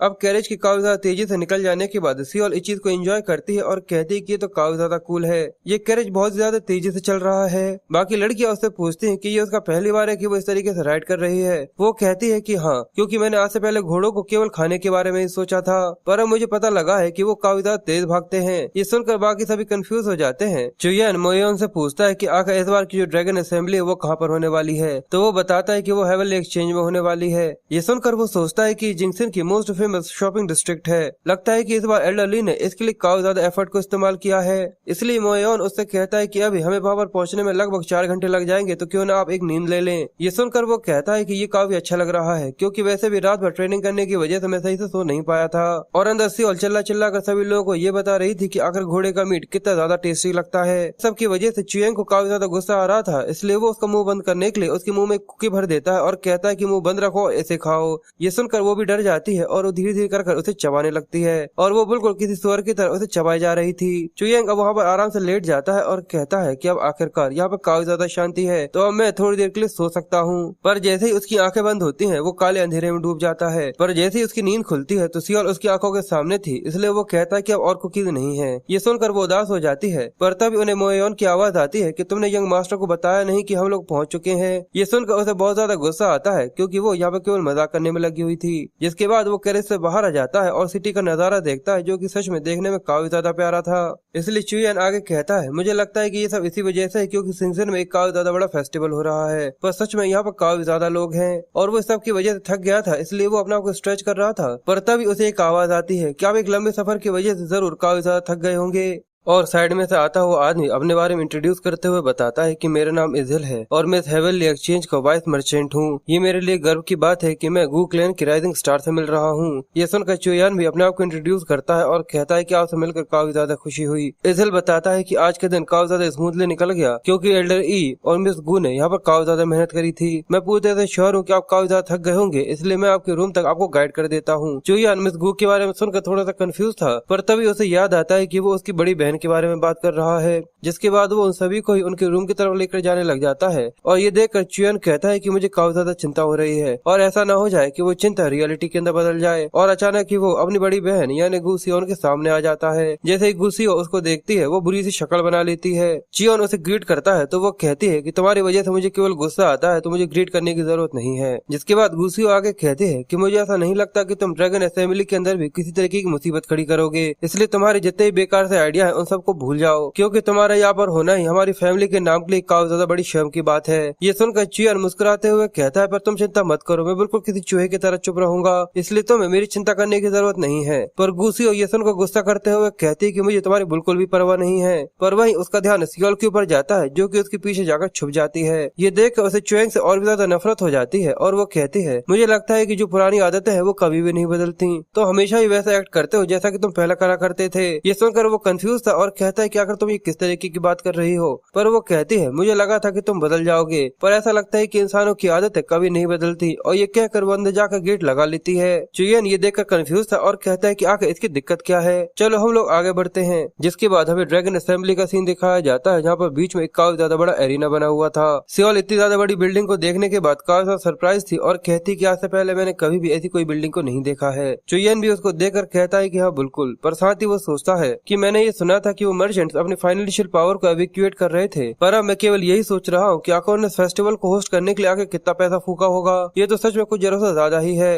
आज सोड यूनिटी को और उनके काफी ज्यादा कमाल के एफर्ट को सेलिब्रेट किया जाएगा। फिर ये फेस्टिवल स्टार्ट हो जाता है और कई सारे लोग एक दूसरे से लड़ते हैं और वहाँ पर कई सारे डुएल्स होते हैं और जो सोड यूनिट्स के लिए जो नए मेंबर्स होंगे उनको कल चुना जाता है। चुयांग ऊपर से ये सब देखकर खुश होते हुए कहता है कि ये काफी ज्यादा अच्छा है कि जो डायरेक्ट ब्लड लाइन्स है उन लोगों को इसके अंदर पार्टिसिपेट नहीं करना पड़ता, मुझे बस यहाँ पर खड़े रहकर आराम से ये सब दूर से ही देखना है। और मुझे ऐसा लगता है कि मेरे कुछ भी न करने से यहाँ पर कुछ भी नहीं होगा। और हमें उनके पीछे काफी ज्यादा बड़े और खतरनाक इंसान को दिखाते हैं जिसके अंदर से काफी ज्यादा टेरिफाइंग एनर्जी निकल रही थी। और तभी चुयन को एक आवाज आती है, इसका मतलब इस बार तुम यहाँ से नहीं भागे। चुयन ये सुनकर जैसे ही पीछे की तरफ मुड़ता है तो वो बड़ा सा आदमी अपना हाथ उसकी तरफ बढ़ाने लगा था। ये देखकर वो बहुत ज्यादा घबरा जाता है और कहता है कि मुझे इसे ब्लॉक करना चाहिए। पर पता चलता है कि वो एल्डर ली थे जो कि उसके केवल सिर को यहाँ पर पैट कर रहे थे। वो चुयन से आगे कहते हैं कि आगे इस बार क्या हो गया, क्योंकि जब भी तुम मुझे देखते थे तुम हमेशा यहाँ से भाग जाते थे। तो वो कहता है कि क्योंकि किसी ने मुझसे ये कहा था कि वो मुझे बीच में से मोड़ देंगे अगर मैं यहाँ पर नहीं आया। एल्डरली चिल्लाते हुए कहते हैं कि आगे ऐसी क्रूल चीज कौन कह सकता है। तो वो बताता है कि सेकंड एल्डर। ये सुनकर वो फिर से उसे पैट करना चालू कर देते हैं और कहते हैं लगता है कि अब तुम जवाब देना चालू कर चुके हो। साथ ही वो सोचता है कि जो एल्डर ली है वो स्ट्रेंज तरीके से मेरे ऊपर काफी ज्यादा फ्रस्ट्रेटेड रहे हैं। शायद ये सब इसी वजह से हो सकता है कि एक फैक्ट है क्योंकि मैं कल्ट हेड का एक लौता लड़का हूँ। और तभी सियोल बीच में बोलना चालू करती है और कहती है कि ये बुल किसी बियर की तरह है। बियर काफी ज्यादा डिलीशियस होता है जैसा कि घोड़े होते हैं। पर वो इसको डिस्क्राइब करती उससे ही पहले एल्डरली घूर घूर कर उसको देखना चालू कर देते हैं और अपना डरावना सा गेज उसको देने लगते हैं। इसकी वजह से सियोल काफी ज्यादा डर जाती है और उनके बहुत देर तक उसे डरावनी तरीके से घूरने की वजह से वो बहुत बुरी तरीके से डर गई थी और अब उसकी आंखों से आंसू आना चालू हो गए थे। इसलिए वो जल्दी से चुयांग के पीछे आकर छुप जाती है और वो कहता है कि एल्डर आप इस तरीके से लोगों को डरा देंगे अगर आप इस तरीके से किसी को देखेंगे तो। ये सुनकर एल्डरली उससे कहते हैं क्या तुम्हें इस चीज की चिंता हो रही है, क्या ये छोटी सी लड़की तुम्हारी कैक्यूबाइन है। वो कहता है कि एल्डर आखिर आप ये किस तरीके की बात कर रहे हैं, जरा इसके कपड़े देखिए, ये एक सर्वेंट है। तो वो बुरी सी शक्ल बनाते हुए कहते हैं कि ठीक है अगर तुम ऐसा कहते हो तो। जिसके बाद वो आगे कहते हैं कि कल ड्रैगन असेंबली चालू होने वाली है और तुम केवल एक स्पेक्टेटर हो, तुम्हें जाकर आराम करना चाहिए क्योंकि कल तुम्हें पार्ट लेना है। ये सुनकर वो कहता है कि हाँ हाँ मुझे पता है, ठीक है एल्डर गुड नाइट। ये बोलकर वो वहाँ से जाने लगता है। पर साथ ही एल्डर ई उससे कहते हैं कि इसके अलावा एक चीज और, अगर तुमने भागने की कोशिश करी तो तुम्हें पता है ना कि क्या होगा। और वो अपने हाथ के इशारे से समझा देते हैं कि हाँ उसके साथ क्या होने वाला है। सियोल उसको देखकर बहुत ज्यादा डर गई थी और वो जल्दी से वहाँ से भाग जाती है। चियोन उसके पास आता है और वो कहता है कि वो शुरू से ही तुम्हारे काफी ज्यादा स्ट्रेंज थे। तो वो डरते हुए कहती है कि वो बियर ग्रैंडपा हम लोगों को खा जाएंगे। और एल्डरली काफी सरप्राइज होते हुए कहते हैं कि अभी अभी मुझे ये चीज महसूस हुई है कि ये लड़का इसके अंदर किसी तरीके का बदलाव जरूर हुआ है। जिसके बाद अगली सुबह जैसे यूनिफाइड ड्रैगन असेंबली अराइव्ड होती है वहाँ पर पार्टिसिपेट करने के लिए काफी ज्यादा लंबी चौड़ी लाइन लगी हुई थी। ये देख कर चुयांग भी काफी हैरान था और कहता है लगता है कि जो ड्रैगन असेंबली है मेरी उम्मीद से काफी ज्यादा जल्दी ही शुरू हो गई है। लाइन को देखकर लगता है कि सभी चीजें लंच में शुरू होंगी। साथ ही वो आगे कहता है कि जिंगजिन के अंदर कई सारे न्यूमरस क्लैंस हैं और जो लोग यहाँ पर अपनी आइडेंटिटी को प्रूव कर सकते हैं वही लोग यहाँ पर पार्टिसिपेट करने के लिए अलाउ थे। पर मैंने ऐसा सोचा नहीं था कि यहाँ पर सच में इतने सारे लोग आ जाएंगे। सच में सोड यूनिट का एक मेंबर बनना लोगों के लिए काफी ज्यादा बड़ी बात है। ये सुनकर मोएयोन उससे कहता है कि ये पूरी तरह सही है। पर तभी सियोल बहुत ज्यादा घबराते हुए उसकी पीठ से चिपक जाती है और कहती कहती है, लगता है कि वो बियर ग्रैंडपा कभी भी यहाँ पर आकर हमारे सर को उखाड़ सकते हैं, क्यों ना तुम उनसे कह दो कि वो जाकर हाइबरनेट करना चालू कर दें। ये सुनकर वो गुस्से में कहता है कि अगर तुम ये सब क्या कह रही हो, अगर तुम्हें सच में इतना ज्यादा डर लग रहा है तो तुम्हें अपने क्वार्टर के अंदर ही वेट करना चाहिए था। पर वो कहती है कि मेरे ग्रैंडपा ने कहा है कि मैं तुमसे चिपक कर चलूं। ये देखकर वो सोचता है कि मैं कह ही नहीं सकता कि सच में इसके अंदर सूट सुप्रीम की किसी तरीके का कुछ है भी या फिर नहीं। इसलिए चुयांग मोयोन को आगे करते हुए कहता है कि ठीक है, हमारा गार्ड यहाँ पर बियर ग्रैंडपा को तुम्हारे लिए हरा देगा। ये सुनकर वो काफी ज्यादा खुश हो जाती है और मोयोन उससे पूछता है कि आखिर बियर ग्रैंडपा कौन है, तो वो बताता है कि सेकंड एडलर। ये सुनकर वो हैरान हो जाता है और कहता है कि वो केवल अपनी एक ही उंगली से मुझे हरा सकते हैं और इसके अलावा आपको उनकी और भी ज्यादा रिस्पेक्ट करने की जरूरत है। ये सुनकर चियोन उससे कहता है अगर ऐसा है तो ठीक है, सियोल जाकर उनको सिर अपना दे देना।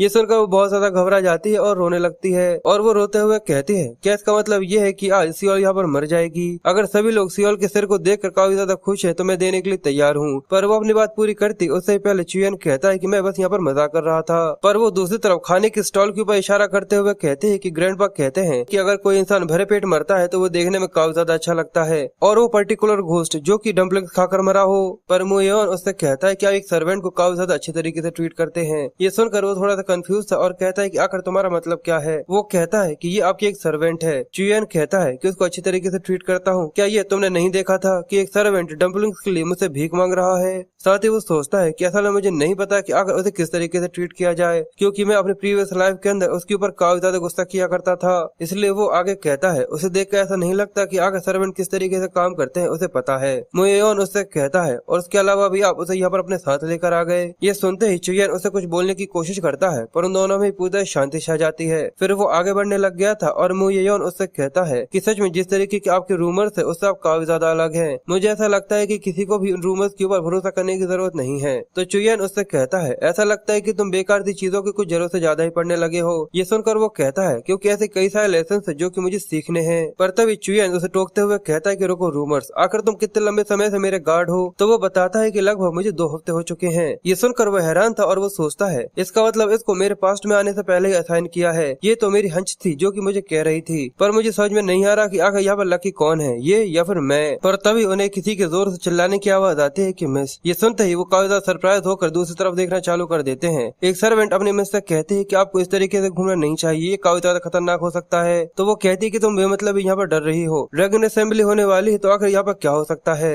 और वैसे भी यहाँ पर गू क्लैन के बहुत सारे लोग हैं तो यहाँ पर वैसे भी कुछ नहीं हो सकता। चियोन ये सुनकर कहता है कि ये आवाज काफी ज्यादा जानी पहचानी सी है, ऐसा नहीं हो सकता, क्या ऐसा ही है? और इसलिए उसकी सर्वेंट उससे कहती है कि इसी वजह से तुम्हें आपकी काफी ज्यादा चिंता कर रही हूँ, अगर गलती से आप यहाँ पर गू क्लैन के हायर से टकरा गई तो। ये सुनते ही चियोन समझ जाता है कि वो लोग यहाँ पर इसी के बारे में बात कर रहे हैं और वो लड़की आगे कहती है कि तुम्हें सच में लगता है कि ऐसा कुछ हो सकता है, यहाँ पर कई सारे लोग हैं। चियोन अब हैरान हो गया था और वो कहता है कि यह आवाज सच में काफी ज्यादा हैरानी वाली बात है। और अचानक ही उसे अपनी नजरों के सामने चियोन और उसका बॉडीगार्ड खड़ा हुआ दिखता है। ये देखकर वो काफी ज्यादा सरप्राइज थी और उन दोनों की आंखें टकराती हैं और पता चलता है कि वो दोनों ही एक दूसरे के आमने सामने आकर खड़े हो गए थे। चियोन भी उसकी तरफ बढ़ रहा था और वो लड़की भी उसको देखकर बहुत ही ज्यादा सरप्राइज थी। और मोयोन उसके कान में कहता है कि वो लड़की अभी आपके बारे में बात कर रही थी और जो उसकी गार्ड है वो हम इस तरीके से देख रही है जैसे कि उसने काफी ज्यादा डरावनी सी चीज देख ली हो। क्या गलती से? पर क्या आप दोनों एक दूसरे को जानते हैं? चियोन अपने मन में ही कहता है कि बिल्कुल, इस चीज का सवाल ही पैदा नहीं होता कि मैं इसको भूल जाऊं। इसके काले बाल जो कि इसके कंधे तक जाते हैं, इसकी काली गहरी आंखें और ये बुरी तरीके से जो मुझे देखती है, और इसके अलावा इसके हाथ में जो काली सी रिंग है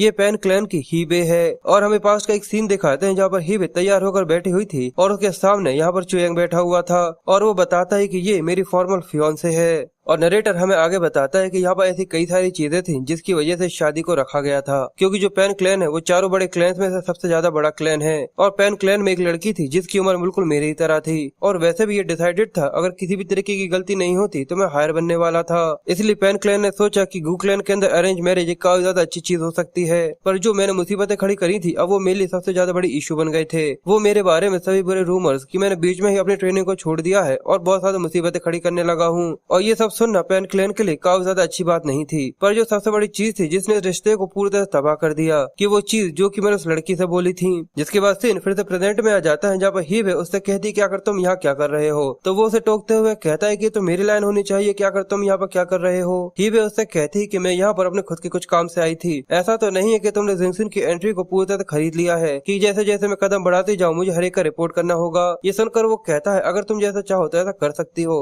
ये सुनकर वो गुस्से में कहती कि आखिर तुम ये क्या बकवास कर रहे हो, ये काफी ज्यादा बेकार है और बिल्कुल भी ये मत भूलो कि मैं तुमसे 1 साल बड़ी हूँ। चुयांग उससे कहता है कि हाँ मैं तो ये भूल ही गया था, तुम्हारे लिए काफी ज्यादा अच्छा है। जिसके बाद वो सियोल से कहता है कि अगर तुमने डम्पलिंग्स खरीद लिए हैं तो चलो हम लोग वापस चलते हैं। इसलिए वो हीबे से आगे कहता है कि इसका मतलब तुम यहाँ पर आई हो तो मैं चाहता हूँ कि तुम अच्छे से रहो, पर हम लोग काफी ज्यादा बिजी हैं तो तुम लोगों से बाद में मिलेंगे। और ये बोलकर वो हीबे के साइड में से निकल जाता है, जो देखकर वो काफी ज्यादा सरप्राइज थी। वो इसको देखकर काफी ज्यादा कंफ्यूजन में थी कि आगे ये सब क्या हो रहा है। साथ ही वो आगे कहती है कि मैं अपने भाई को डील करने में पहले से इतनी ज्यादा बिजी हूँ और अब ये यहाँ पर मुझे मिल गया। पर वहीं वो सियोल को देखकर कहती है कि आज से पहले मैंने इस लड़की को कभी भी नहीं देखा था, क्या ये उसकी सर्वेंट है? पर क्या सच में इस तरीके की किसी क्यूट सर्वेंट के उसके आसपास होने की वजह से क्या ऐसा हो सकता है कि वो पहले से बदल गया हो? पर तब ये सीन फिर से प्रेजेंट में चला जाता है, जहाँ पर चुयांग उससे कहता है कि अगर तुम यहाँ पर ये क्या कर रही हो, क्योंकि तुम एक क्यूबाई की बस एक लड़की हो। ये सुनते ही वे उसे कॉलर से पकड़ लेती है और टेबल पर खड़ी हो जाती है और गुस्से में और अपनी एनर्जी को रिलीज करते हुए कहती कि आखिर अभी अभी तुमने यहाँ पे ये क्या कहा? चुयांग कहता है कि जो भी मैंने कहा वो बिल्कुल भी गलत नहीं था। ये सुनते ही वे उसके चेहरे पे एक जोरदार मुक्का दे मारती है और आगे कहती कि मैंने ये सारी चीजें इसलिए तैयार करी थी क्योंकि इस अरेंज मैरिज को मैं चाहती थी कि ये हो जाए, और इसके लिए जो तुम्हारे बेकार से रूमर्स थे उन सभी को भी मैंने अवॉइड कर दिया था, वो भी बस केवल मेरी पैंकलैन के लिए। उसके सर्वेंट हीबे को शांत करने की कोशिश करती है पर वो उसके हाथ को ही झटकार देती है, जिसके बाद वो अपने साथ एक चेयर लेकर आ जाती है और गुस्से में उससे कहती है कि भाड़ में गई ये मैरिज, अब तुम यहाँ पर मरने वाले हो। और ये बोलकर वो चुयांग के मुंह पर उस चेयर को दे मारती है। इसी सब को याद करते हुए हीबे सोचती है कि अभी तक कुछ भी नहीं बदला है, पर साथ ही वो चियोन को देखती है जो कि सियोल की डम्पलिंग उठवाने में मदद कर रहा था। ये देखकर उसके दिमाग में कोई बात आती है, पर फिर वो कहती है पर ऐसा लगता है कि ये पहले से थोड़ा सा अलग है। पर फिर वो अपने आप को संभालते हुए कहती है कि नहीं, ऐसा बिल्कुल भी नहीं हो सकता, जरूर वो आज एक काफी ज्यादा अच्छे मूड में है, इसी वजह से वो इस तरीके से कर रहा है, वरना इस तरीके का कोई कमी ना इतना ज्यादा बदल जाए ये पूरी तरह से नामुमकिन है। पर फिर भी उसका दिल ये चीज मानने के लिए तैयार था ही नहीं। वो कहती कि पर फिर भी ऐसा हो सकता है कि वो थोड़ा सा बदल गया हो। पर अचानक ही वो सभी किसी की जोर से चिल्लाने की आवाज सुनते हैं कि आखिर तुम्हारा मतलब क्या है। सभी लोग उसी तरफ देखना चालू कर देते हैं और वहाँ पर जो आदमी बैठा हुआ था वो कहता है कि किसी भी दिक्कत को चिल्लाने से सॉल्व नहीं किया जा सकता, इसलिए प्लीज शांत हो जाओ। पर वो लड़का गुस्से में अपने हाथ को टेबल पर पटकते हुए कहता है कि मैंने तुमसे कहा ना कि मेरे पास समय नहीं है, अगर मैं पकड़ा जाता हूँ तो क्या तुम इस चीज की रिस्पॉन्सिबिलिटी लेने के लिए तैयार हो? ये सुनकर वो आदमी भी अलर्ट हो जाता है और कहता है कि आखिर तुम्हारे पकड़ा जाने से क्या मतलब है। जिसके बाद वहाँ पर शांति छा जाती है और सभी लोग ये सुनने के लिए बैठे हुए थे कि आखिर वो क्या बोलेगा। वो आगे कहता है कि मैंने बिल्कुल भी ऐसा नहीं कहा। चुयन मोयोंग से कहता है कि हमें उसकी मदद करनी चाहिए क्योंकि ड्रैगन असेंबली के अंदर कोई भी पार्टिसिपेट कर सकता है जब तक वो लोग अपनी आइडेंटिटी को प्रूव कर सके। तो मोयोंग कहता है कि मुझे उन लोगों से कहना चाहिए कि वो लोग इसे अलाउ कर दे जिससे ये प्रॉब्लम यहाँ पर खत्म हो जाए। पर चुयंग कहता है कि जो ड्रैगन असेंबली है उसके अंदर की जो एंट्री है वो इस तरीके से नहीं की जा सकती। वहाँ पर खड़े हुए जो मार्शल आर्टिस्ट है वो गू फैमिली के काफी ज्यादा पावरफुल मार्शल आर्टिस्ट है जो की इस चीज को निपट सकते हैं। एक आदमी उस लड़के के कंधे पर हाथ रखते हुए कहता है कि अब ये सब बंद करो, पर वो लड़का उस आदमी के हाथ को पकड़कर उसे जोर से वहाँ पर जमीन पर पटक देता है। सभी लोग ये साइड देखने के बाद काफी ज्यादा हैरान थे और वो आदमी भी चिल्लाते हुए कहता है कि आखिर तुम ये सब क्या करने की कोशिश कर रहे हो?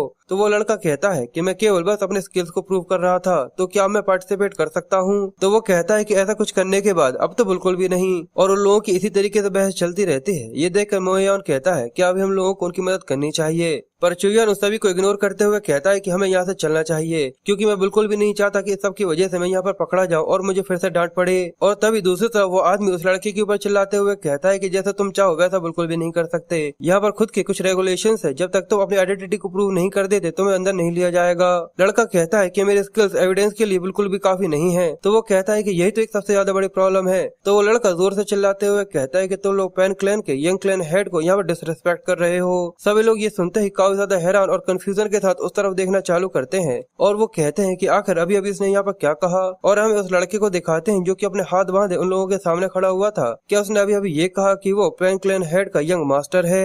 फिर हमें हीबे का एक फ्लैशबैक दिखाया जाता है कि जहाँ पर पेन क्लैन के अंदर काफी ज्यादा बर्फबारी हो रही थी। वो अपने बड़े भाई यानी वुजिन से पूछती है कि आखिर वो ये क्या कर रहा है। वुजिन कहता है कि मैं आग जलाकर अपने आप को गर्म कर रहा हूँ क्योंकि तुम्हें पता है ना कि काफी ज्यादा सर्दी है, और इसके साथ यहाँ एक स्वीट पोटैटो को भी भूंज रहा हूँ। हीबे कहती है कि मैं तुमसे ये नहीं पूछना चाहती कि आखिर तुम ये सब मेरे रूम के सामने क्यों कर रहे हो, पर मैं तुमसे ये पूछना चाहती हूँ कि आखिर जो ये फ्लैग तुम्हारे हाथ में है आखिर तुम उसका क्या करने वाले हो। ये सुनकर वो कहता है अच्छा ये जो स्वीट पोटैटो होता है उसे पकने में काफी ज्यादा समय लगता है, तो मैंने सोचा कि मैं इसका इस्तेमाल करूँ जिससे आग को मैं और ज्यादा तेज कर सकूं। पर ये सुनते ही वो उसके चेहरे पर एक पत्थर दे मारती है। वो चिल्लाते हुए कहता है कि आखिर तुम अपने बड़े भाई को क्यों मार रही हो। तो वो कहती है कि तुम इसको डिजर्व करते हो, तुम्हें पता भी है कि आखिर तुम अभी अपने हाथ में क्या पकड़े हुए हो। वो चिल्लाते हुए कहता है कि जलाने के लिए लकड़ियाँ और क्या। हीबे कहती है कि ये टोकन पेन क्लैन की क्लैन हेड ने तुम्हें खुद दिया था और ये डिवाइन ड्रैगन एकेडमी में अपनी क्लास में टॉपर आने की वजह से ये रिवॉर्ड था और हिस्ट्री का सबसे छोटा सक्सेसर बनने के लिए। क्या तुम्हें पता भी है कि आखिर तुम इसके साथ यहाँ पर क्या करने वाले थे। वो कहता है कि मैं इसकी मदद से आग को और तेज करने वाला था।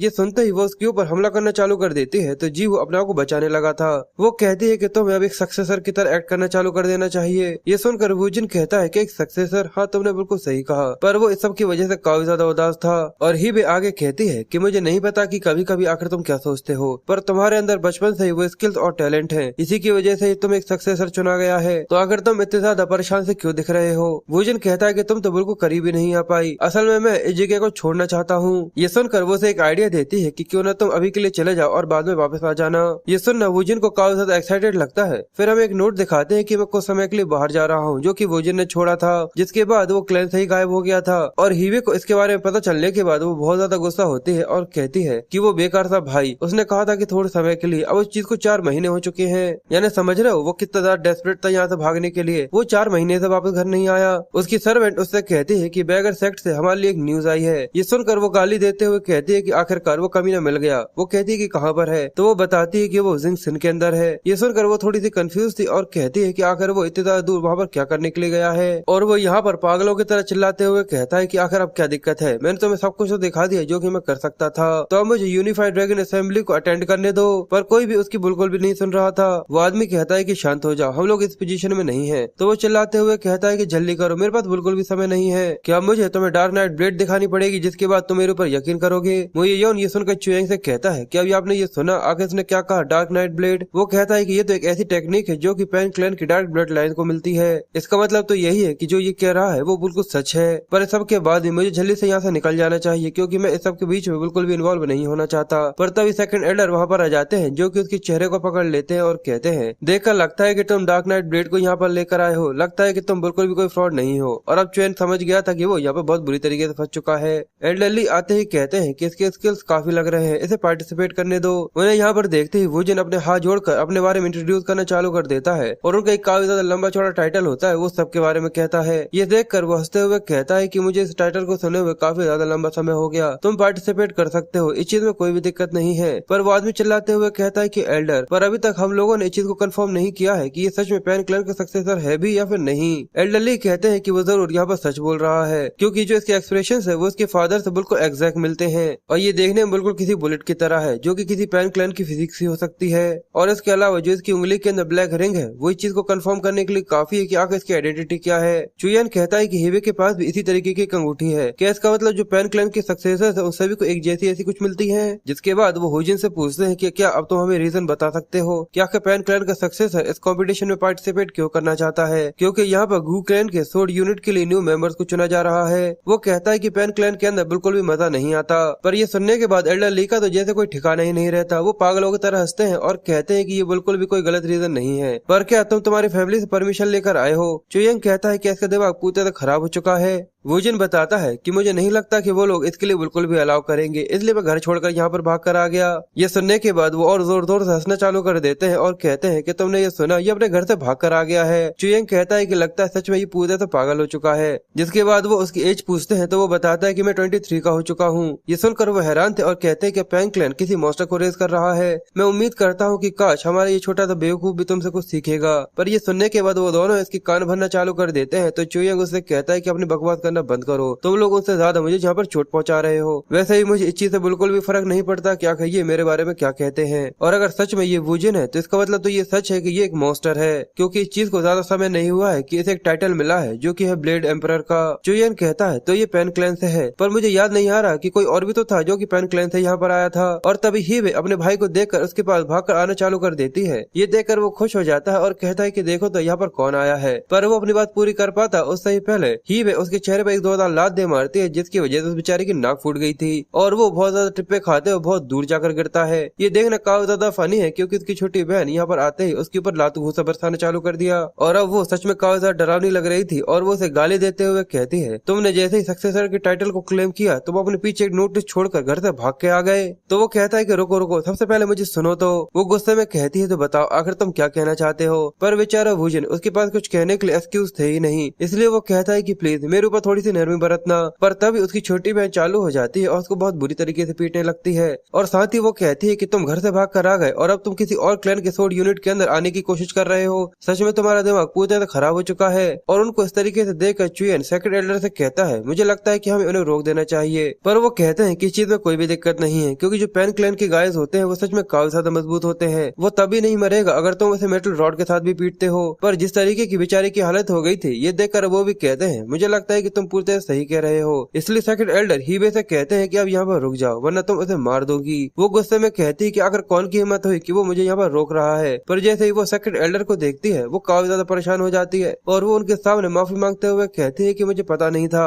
वो कहते हैं कि कोई बात नहीं, इसके जैसे किसी मजेदार इंसान से मिलना मुझे काफी ज्यादा अच्छा लगता है। पर साथ ही हीबे आगे कहती है कि मैं इस इंसिडेंट को कभी भी नहीं भूलूंगी, मैं इसके लिए कॉम्पेंसेट करने के लिए तैयार हूँ। अब हम लोग यहाँ से जा रहे हैं। पर वो जी इसके लिए मना कर देता है तो वो चिल्लाते हुए कहती है कि तुम्हारे लिए पिटाई काफी नहीं थी। पर अब वो एक सीरियस सा लुक देने लग गया था और कहता है कि मैं तुम्हें कोई मजाक करता हुआ दिख रहा हूँ। इसकी वजह से अब हीबे भी काफी ज्यादा डर गई थी और उसे पता था कि ये काफी ज्यादा सीरियस है। वो पूछती है कि आखिर क्या वजह है। तो वुजन कहता है कि पेन क्लैन बिल्कुल भी मजेदार नहीं है। तो वो कहती है कि गू क्लैन काफी ज्यादा मजेदार है। तो वो कहता है कि हाँ मुझे लगता है कि उनसे तो काफी ज्यादा अच्छा होगा। पर वो उसे समझाने की कोशिश करती है कि अब तुम्हें बड़ा हो जाना चाहिए क्योंकि तुम एक सक्सेसर हो। वो कहता है कि यही तो वजह है कि मैं क्लैन हेड बनने से पहले जितना हो सके उतना ज्यादा फन करना चाहता हूँ, क्योंकि अगर मैं क्लैन हेड नहीं बनना चाहता तो उसके लिए या तो मुझे अपनी हड्डी पसलियां तोड़वानी पड़ेंगी या फिर मरना पड़ेगा। पर मुझे दोनों ही ऑप्शन बिल्कुल पसंद नहीं है। मैं सच बताऊं तो मैं क्लैन हेड नहीं बनना चाहता, पर मुझे और तुम्हें छोड़कर वहाँ पर जितने भी लोग हैं वो सभी जानवर है जो केवल अपने नाम को इस्तेमाल कर रहे हैं। इसी वजह से एक दिन मुझे क्लैन हेड तो बनना ही होगा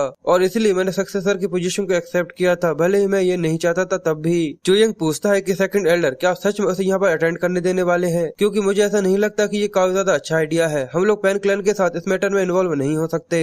वो कहते हैं कि मुझे भी ऐसा ही लगता है, पर अगर पेन क्लैन की कंडीशन को कंसिडर किया जाए तो मुझे इसके बारे में बिल्कुल भी नहीं पता। इसलिए वो उन दोनों से कहते हैं कि क्यों ना हम लोग ये करें, अगर ये मुझसे जीत जाता है तो ये यहाँ पर पार्टिसिपेट कर सकता है। सभी लोग ये सुनकर काफी ज्यादा हैरान हो जाते हैं। हीबे कहती क्या ये किस तरीके की बकवास है, और चुएंग भी कहता है कि आपका सच में पूरे दिमाग खराब तो नहीं हो गया। एल्डर ली कहते हैं कि केवल 10 मूव्स, उसमें ये डिसाइड हो जाएगा कि आखिर कौन विनर है। तो बताओ आखिर तुम क्या सोचते हो। वुजन ये सुनते ही कहता है कि बस इतना ही। वो कहते हैं क्या कभी भी मैंने कोई झूठ बोला है, चलो हम लोग पहले रूल्स को देखते हैं, और अगर तुमने इन 10 मूव्स के अंदर मुझे टच कर लिया तो मैं मान लूंगा कि तुम यहाँ पर जीत चुके हो। पर वो अपनी बात पूरी कर पाते उससे ही पहले बिल्कुल लाइटनिंग स्पीड में वो उनके पीछे आ जाता है और अपनी सर्वेंट की तलवार को निकालते हुए उनके ऊपर अटैक करने वाला होता है। पर ये देखकर भी सेकंड एल्डर बड़ी चिल खड़े होते हैं कि जैसे कि यार यहाँ पर कुछ हो ही नहीं रहा। पर वुजन उनके ऊपर अटैक कर पाता उससे ही पहले वो भी ये नोटिस करता है कि उसे काफी ज्यादा हंसी की आवाज आती है। वो कहते हैं कि तुम सच में काफी ज्यादा इम्पेशेंट हो, और उसको देखता है कि उसके चेहरे के सामने काफी ज्यादा डरावना सा इंसान अपने एक बड़ा सा मुक्का लेकर तैयार था। और तभी एक काफी ज्यादा बड़े बैम की आवाज आती है और हमें दिखता है कि वुजन के चेहरे पर वो एक काफी ज्यादा खतरनाक सा मुक्का पड़ चुका था, जिसकी वजह से जो हवा का प्रेशर था वो बहुत ज्यादा तेजी से कट रहा था। और जैसे ही वो उस मुक्के से छूटता है इसके प्रेशर की वजह से वो बहुत दूर तक सरकता हुआ चला जाता है। इसकी वजह से उसे चक्कर आ गए थे और अब वो यहाँ पे बेहोश हो जाता है।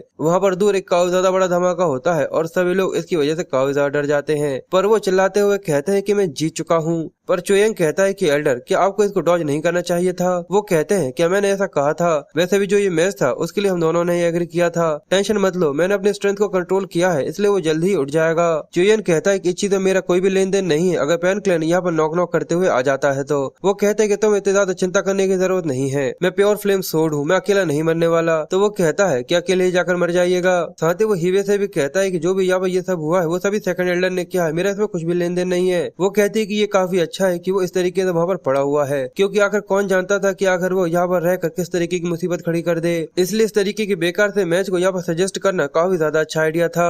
पर सेकंड एल्डर ये सुनकर काफी ज्यादा खिलखिलाकर हंसना चालू कर देते हैं और कहते हैं क्या पेन क्लैन की छोटी सी लड़की इस तरीके से सोचती है, पर मैंने तो ये सब इसलिए किया था क्योंकि मुझे लगा था कि ये काफी ज्यादा मजेदार है। चुएंग सोचता है कि आखिर ये एल्डर कैसे बने होंगे, लगता है कि गू क्लैन के बुरे दिन आने वाले हैं। तब सियोल चुएन के पास आ जाती है जो कि उससे कहती है कि हमें जल्दी से जल्दी यहाँ से चले जाना चाहिए। जिसके बाद वो अपनी चमकती हुई आंखों के साथ मुक्को को घुमाती है और सेकंड एल्डर की कॉपी करना चालू कर देती है और कहती है कि इस तरीके से उन्होंने हमला किया, शू शू शू। ये देखकर वो सोचता है कि इस लड़की के एक्सप्रेशन सच में काफी ज्यादा ऑनेस्ट हैं, आखिर ये दुनिया को कैसे बचाएगी। एल्डर ली भी ये देखकर काफी ज्यादा खुश हो जाते हैं और कहते हैं कि तुम सच में काफी ज्यादा अच्छी हो, मैं तुम्हारे लिए एक अच्छा सा प्रेजेंट लेकर आया हूँ। और जैसे ही वो अपने पास हनी कुकी निकालते हैं, ये देखकर वो काफी ज्यादा एक्साइटेड हो जाती है और कहती है कि मुझे आप शुरू से ही काफी ज्यादा अच्छे लगते थे। ये देखकर वो कहते हैं कि मुझे पता ही था कि तुम ऐसा जरूर कहोगी, पर चुयंग बस उनको खड़ा होकर देख रहा था। सेकंड एल्डर कहते हैं क्या तुम उदास हो क्योंकि मैंने तुम्हारे केवल सर्वेंट को प्रेजेंट दिया है पर तुम्हें नहीं? पर मैं एक ऐसा इंसान हूँ जो कि हमेशा तुम्हें गिफ्ट्स दिया करता हूँ। पर वो उन्हें रोकने की कोशिश करता है। उससे ही पहले वो कहते हैं कि इस ड्रैगन असेंबली के खत्म हो जाने के बाद तुम्हें एग्जीबिशन मैच में पार्टिसिपेट करना होगा। जिसके बाद हमें रात में एरिना का सीन दिखाया जाता है कि वो दोनों ही खड़े हुए थे और उनके बारे में बताया जाता है। यहाँ पर दो गू क्लैन के राइजिंग स्टार्स है जो कि हमें आगे चलकर लीड करने वाले हैं, और वो सोर्ड फ्लेम गू सियो के बारे में कहते हैं और साथ ही गू क्लैन के हाय चुएंग के बारे में भी। पर वो अभी भी इस सब की वजह से परेशान था और कहता है कि आखिर मुझे ये लड़ाई क्यों लड़नी पड़ रही है, वो भी मेरी खुद की सिस्टर से। गू सियो कहती है कि तुम तलवार को इस्तेमाल नहीं करोगे। वो अपने आप को स्ट्रेच करते हुए कहता है कि तलवार, क्या मैं पहले तलवार को इस्तेमाल किया करता था? जिसके बाद वो कहता है कि जो गू फ्लेम व्हील आर्ट है वो कई सारे वेपन के साथ काफी अच्छा काम करती है, पर उसकी जो सबसे ज्यादा एफिशिएंसी होती है वो तलवार और मुक्कों के साथ होती है। पर आखिर में मुझे ये समझ में आया कि ये मेरे फिस्ट के साथ काफी ज्यादा अच्छा काम करती है, इसलिए आखिर में मैंने तलवार को इस्तेमाल करना छोड़ दिया था। पर क्या ये देखने में अजीब सा लग रहा है? पर गुसियो आगे कहती है कि मुझे इस चीज से बिल्कुल फर्क नहीं पड़ता कि तुम यहाँ पर तलवार इस्तेमाल करते हो या फिर मुक्के या फिर कुछ और। ये देखकर वो सोचता है कि इसकी बेकार सी पर्सनैलिटी सच में अब आगे निकल के आ गई है। पर आगे वो कहती है कि पर मैं इसके लिए सच में काफी ज्यादा ग्रेटफुल हूँ। इस अपॉर्चुनिटी को मिलने की वजह से मुझे काफी ज्यादा खुशी हो रही है। ये सुनकर वो थोड़ा सा कंफ्यूज था। कहता है कि आखिर किस तरीके की अपॉर्चुनिटी? तो वो काफी एक्साइटेड होते हुए कहती है कि अब आखिरकार मुझे एक मौका मिला है जिससे मैं अपने छोटे भाई को काफी अच्छे तरीके से पीट सकती हूँ। इस सबसे बड़ी बात की यहाँ पर इतने सारे लोग हैं जो कि उसको इस तरीके से पिटता हुआ देखेंगे। ये देखकर बेचारा चुयन थोड़ा सा परेशान हो गया था। जिसके बाद हमें पास्ट का एक छोटा सा सीन दिखाते हैं जहाँ पर वो सेकंड एल्डर के ऊपर चिल्लाते हुए कहता है कि आखिर मुझे मैच में पार्टिसिपेट करने की जरूरत क्या है, वो भी मेरी बहन के साथ। वो कहते हैं कि तुम्हें चिल्लाने की जरूरत नहीं है। साथ ही वो उदास हो जाते हैं और आगे कहते हैं क्योंकि मैं ये नहीं चाहता कि लोग ये सोचकर घर जाएं कि गू क्लैन काफी ज्यादा बोरिंग है। पर चुयन कहता है कि बूढ़े आदमी, मैं इसे साफ साफ देख सकता हूँ, ये तुम्हारे चेहरे पर पूरी तरह से लिखा हुआ है कि तुम्हारे लिए केवल एक मजे की चीज है। पर कुछ भी हो, मैं आधे रास्ते में छोड़ दूंगा। पर वो कहते हैं कि अगर तुमने इस लड़ाई को बीच में छोड़ने की कोशिश भी करी तो तुम्हें पता है कि आखिर तुम्हारे साथ क्या होगा, जैसा कि वो जिन के साथ हुआ है। चुयन कहता है कि आप सच में ये देखना चाहते हैं कि मैं सभी लोगों के सामने बहुत बुरी तरीके से पीटूं और हार जाऊं। ये सुनने के बाद सेकंड एल्डर थोड़े से सीरियस हो जाते हैं और कहते हैं क्या सच में तुम यहाँ पर हारने के बारे में सोच रहे हो? वो सोचता है कि ये जिंदगी में पहली बार मिलने वाला मौका है, मैं इसे बिल्कुल भी वेस्ट नहीं करना चाहता, और मैं एक ऐसी फाइट में एनर्जी को तो बिल्कुल भी वेस्ट नहीं करना चाहता जो कि मेरी प्रीवियस लाइफ के अंदर कभी हुई ही नहीं थी। जिसके बाद गुसियो अपनी एनर्जी को रिलीज करते हुए कहते हैं कि मेरे प्यारे छोटे भाई, जो कि नेचुरली नेक्स्ट क्लैन हेड बनने वाला है क्योंकि वो एक लड़का है, मैं आज तुम इतना ज्यादा पीटूंगी कि तुम अधमरे हो जाओगे। और जैसे ही मैच को चालू किया जाता है वो फुल स्पीड में ज़िगज़ैग करते हुए उसके काफी ज्यादा करीब आ जाती है और अपनी तलवार से स्ट्राइक लगाती है। पर चुयंग इसको डॉज कर लेता है। ये देख उसे ज्यादा फर्क नहीं पड़ता और वो तुरंत ही उसके ऊपर दूसरा स्ट्राइक लगा देती है। पर चुयन इसे भी डॉज कर लेता है। जिसके बाद भी वो यहाँ पर रुकने के लिए तैयार थी ही नहीं। वो जल्दी से घूमती है और फिर से चुयन के ऊपर अटैक करती है, पर वो इसे भी बड़े आसानी से डॉज कर लेता है। ये देखकर वो सरप्राइज थी और कहती है कि आखिर ये एक छोटा सा 2 स्टार 3 स्टार के अटैक को डॉज कैसे कर पा रहा है। चुयन सोचता है कि वो भी सच में ये सब सोच रही है, पर उसके अटैक करने के आधे रास्ते में ही मैं उसे डॉज कर लेता हूँ। पर जल्दी ही मेरी सांसें फूल जाएंगी, जो कि ये दिखाता है कि मेरी ट्रेनिंग काफी ज्यादा कम हुई है। तब आखिर मैं इसे बाहर कैसे निकलूं? क्या इसे मुझे सच में हिट कर लेने देना चाहिए? पर क्या उसकी एक भी स्ट्राइक खाने के बाद मैं जिंदा बचूंगा भी या फिर नहीं? पर तभी गुसियो उससे कहती है ये सब के बाद भी केवल तुम्हें डॉज करना ही आता है, और वो अचानक ही नीचे से आती है और उसके कपड़ों को पकड़ लेती है। ये देखकर चुयंग घूमते हुए अपने कपड़े को जल्दी से उतारना चालू कर देता है, और जैसे ही गुसियो उसके ऊपर अटैक करती है वो कपड़ा बीच में से ही चिढ़ जाता है। सच में वो अपने छोटे भाई को जान से ही मार देना चाहती है। चुयंग कहता है कि अगर तुम इस तरीके की ऑब्वियस इंटेंट के साथ मुझे मारने की कोशिश करोगी तो इसको डॉज करना तो वैसे भी काफी ज्यादा आसान होगा, तो क्या तुम इसे रोक सकती हो? साथ ही वो सोचता है कि आखिर इसके अंदर कितना ज्यादा मर्डरस ऑरा है कि इसने मेरे कपड़ों को कितनी बुरी तरीके से बीच में से चीर दिया। तभी वो कहती है कि मैंने अपने आप को इस चीज के लिए फोर्स किया कि मैं इस चीज को एक्सेप्ट कर सकूं कि मैं कभी भी क्लैन हेड नहीं बन सकती क्योंकि मैं एक औरत हूँ। अगर मैं तुम्हारे बारे में सोचूं कि जो अपनी जिंदगी काफी बेकार तरीके से जीता है उसके बाद भी तुम मुझसे आगे निकल जाओगे क्योंकि तुम एक लड़के हो। और चुयंग उसकी तलवार को देखकर थोड़ा सा परेशान हो जाता है और कहता है क्या ये अपनी तलवार को मेंटल स्ट्रेंथ के साथ कोट कर रही है? ये काफी ज्यादा खतरनाक हो सकता है, ये एक स्टार 3 के लेवल से भी काफी ज्यादा ऊपर है। और जैसे ही वो अपनी तलवार से चुयन के ऊपर कई सारे मल्टीपल अटैक्स करती है, वो बड़ी मुश्किल से अपनी जान बचा पा रहा था। वो जल्दी जल्दी पीछे डॉज करते हुए निकल जाता है, पर ये देखकर गुसियोन को और भी ज्यादा गुस्सा आता है और वो हमला करते हुए कहती है कि बार बार तुम हमेशा ही केवल भागते ही रहते हो, तुम कभी भी कुछ भी ऐसा नहीं करते, तुम्हारे अंदर किसी भी तरीके का टैलेंट नहीं है और तुम कभी भी किसी चीज के अंदर जरा सा भी एफर्ट भी नहीं डालना चाहते। और ये कहते हुए वो बार बार चुयांग के ऊपर अटैक पे अटैक किए जा रही थी, पर वो केवल उसके अटैक्स को डॉज करता जा रहा था। वो आगे कहती है कि अगर तुम इसी तरीके से अपनी बेकार सी जिंदगी को जीना ही चाहते हो तो तुम्हारे लिए यही अच्छा होगा कि तुम जल्दी से यहाँ से गायब हो जाओ। चुयांग ये सुनकर पूरी तरह सन्न हो जाता है क्योंकि गु सियोन की आंखों में अब आंसू आ गए थे और वो अपना फाइनल अटैक उसके ऊपर करने वाली थी, पर अब वो इसके लिए पूरी तरह से तैयार था क्योंकि अब उसे अपनी बड़ी बहन के लिए बुरा लग रहा था क्योंकि वो एक लड़का था, इसकी वजह से उसे सारी चीजें मिल रही थी। पर तभी उसके कानों में एक आवाज आती है कि तुम्हें तुम्हारी माँ की तरह गायब हो जाना चाहिए। और तभी अचानक की जो गु सियोन की एनर्जी होती है वो गायब हो जाती है और वो भी ये देखकर काफी ज्यादा सरप्राइज थी क्योंकि चियोन ने उसके हथेली को यहाँ पर पकड़ लिया था। वहाँ पर पूरे में सन्नाटा छा जाता है और अजीब तरीके से चुयांग के अंदर से एनर्जी निकलना चालू होती है और वो डरावनी सी आंखों के साथ उससे कहता है कि अभी अभी तुमने यहाँ पर ये क्या कहा। जिसके बाद हमें गु सियों की मेमोरीज के अंदर लेकर चले जाते हैं जहाँ पर वो कहती है कि जो मेरी सिस्टर थी वो सबसे ज्यादा कूलेस्ट इंसान थी जिसको मैं जानती थी। केवल 15 साल की उम्र में उसे सोर्ड फिनिक्स का टाइटल मिल गया था और फिर अपनी 20 साल की उम्र में उसने डिवाइन ड्रैगन अकेडमी से अपनी क्लास से टॉप किया था और इसके अलावा उसे 5th सोर्ड लीडर के तौर पर भी अपॉइंट कर लिया गया था। सभी लोग उसे काफी ज्यादा मानते थे और उसकी काफी ज्यादा इज्जत किया करते थे, पर वो कभी भी कितना भी कुछ कर लेती पर फिर भी वो गु क्लैन की क्लैन हेड नहीं बन सकती थी। पर उनके अलावा एक था जो कि क्लैन हेड बन सकता था, जो कि एक कैक्यूबाइन का लड़का था, चुयेन। पर मैं उससे बिल्कुल भी नफरत नहीं करती थी क्योंकि वो मेरा आधा भाई था। चुयेन की मदर भी मेरे लिए काफी ज्यादा अच्छी थी, वो मुझसे काफी ज्यादा प्यार करती थी। इसी वजह से जो चुयेन की एग्जिस्टेंस थी मुझे उससे कोई भी दिक्कत नहीं थी। पर एक दिन वो जो दुनिया थी वो पूरी तरह से उजड़ गई क्योंकि उसकी जो माँ थी वो अचानक ही वहाँ से गायब हो गई और फादर ने भी सभी लोगों से ये कह दिया था कि उनको ढूंढने की जरूरत नहीं है। इसी वजह से कोई भी उसके ऊपर जरा सा भी ध्यान नहीं देता था, जिसकी वजह से ये चीजें चालू हो गई। चुयांग ने सभी लोगों से अजीब तरीके से बात करना चालू कर दी थी और उसके रूमर्स भी ये फैले लगे थे कि वो मेडन को ऊपर से टच किया करता था।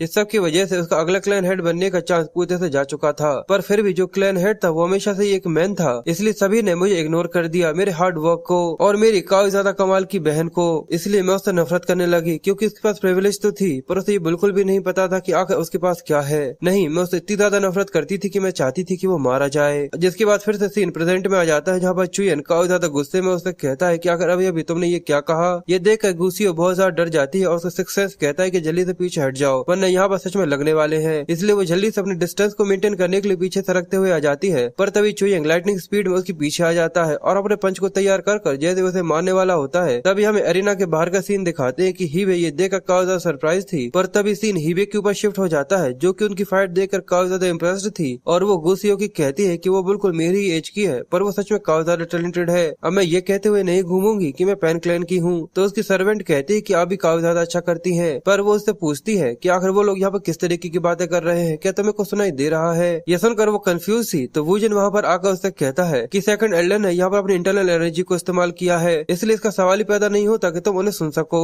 हीबे कहती है कि तुम इस चेहरे के साथ सभी लोगों से ये कहते फिर रहे हो कि तुम पैन क्लैन के हो। ये सुनकर वो कहता है कि तुम्हें अपने बड़े भाई की वजह से शर्म आ रही है। वो कहती है कि ड्रैगन असेंबली के अंदर तब तक बैठे रहो जब तक ये सूजन खत्म न हो जाए। वूजन पूछता है कि वो सोर्ड फिनिक्स की छोटी बहन है जो कि वहाँ पर लड़ रही है। हीबे कहती है कि तुमने बिल्कुल सही कहा और ये काफी ज्यादा कमाल का नहीं है कि क्या वो इतने ज्यादा जल्दी 3rd स्टार पर पहुंच चुकी है। उसका सोर्ड्समैनशिप और इंटरनल एनर्जी को बिल्ड करना दोनों ही काफी ज्यादा स्मूथ है। वूजन कहता है कि नहीं नहीं, मैं दूसरे के बारे में पूछ रहा हूँ जो कि डॉज कर रहा है। वूजन कहता है कि नहीं, मैं उसके बारे में पूछ रहा हूँ जो कि यहाँ पर डॉज कर रहा है, क्या वो भी सोर्ड फिनिक्स का भाई है। तो सर्वेंट बताते हैं कि जो यहाँ पर दोनों लड़ रहे हैं वो दोनों ही असल में उसके छोटे भाई बहन है। ये सुनकर वो काफी ज्यादा एक्साइटेड हो जाता है और देखकर खुश होते हुए कहता है इसका मतलब गु क्लैन के पास केवल सोर्ड फिनिक्स ही नहीं है। और उसको इस तरीके से देखकर हीबे थोड़ी सी परेशान थी और उसे वो सब याद आता है जब वूजन ने कहा था कि वो एक बार क्लैन हेड बनने के बाद बिल्कुल भी मजे नहीं कर सकता, इसलिए वो जितना ज्यादा हो सके अभी मजे करना चाहता है। और हीबे अपने भाई को लेकर काफी ज्यादा चिंता कर ही रही थी, पर तभी वूजन कहता है कि अब ये खत्म हो चुका है। जिसके बाद सीन फिर से एरिना के अंदर आ जाता है जहाँ पर गुसियो उस अटैक को देखकर जल्दी से उसको डॉज कर लेती है और कहती है कि मुझे इन सभी को डॉज करने की जरूरत है और यही मेरी अपॉर्चुनिटी है। इसलिए वो अपनी तलवार को घुमाते हुए चुयन के गले के ऊपर मारते हुए कहती है कि ये अपॉर्चुनिटी मेरी है। तभी चुयंग उससे कहता है कि मैं समझता हूँ ये पूरी तरह से ठीक है अगर तुम मुझसे नफरत करती हो, क्योंकि मैंने अपनी जिंदगी इसी तरीके से जी है। जो भी तुमने अभी कहा वो काफी ज्यादा अनोइंग था, पर मैं भी ये चीज समझता हूँ, इसलिए मैं चाहता हूँ कि तुम भी ये समझो कि आखिर मुझे ये सब क्यों करना पड़ रहा है। इसलिए वो अपने हाथ में इंटरनल एनर्जी को कवर करना चालू करता है। ये देखकर गुसियो काफी ज्यादा हैरान हो जाती है और उसके तलवार के टकराने से पहले ही चुयन अपने थप्पड़ को उसके गाल पर दे मारता है और ये इतनी ज्यादा इंटेंशनली और काफी ज्यादा खतरनाक तरीके का थप्पड़ था कि बेचारे की आंखें पूरी तरह से व्हाइट हो जाती है और वो जैसे जमीन पर गिरती है बेहोश हो गई थी।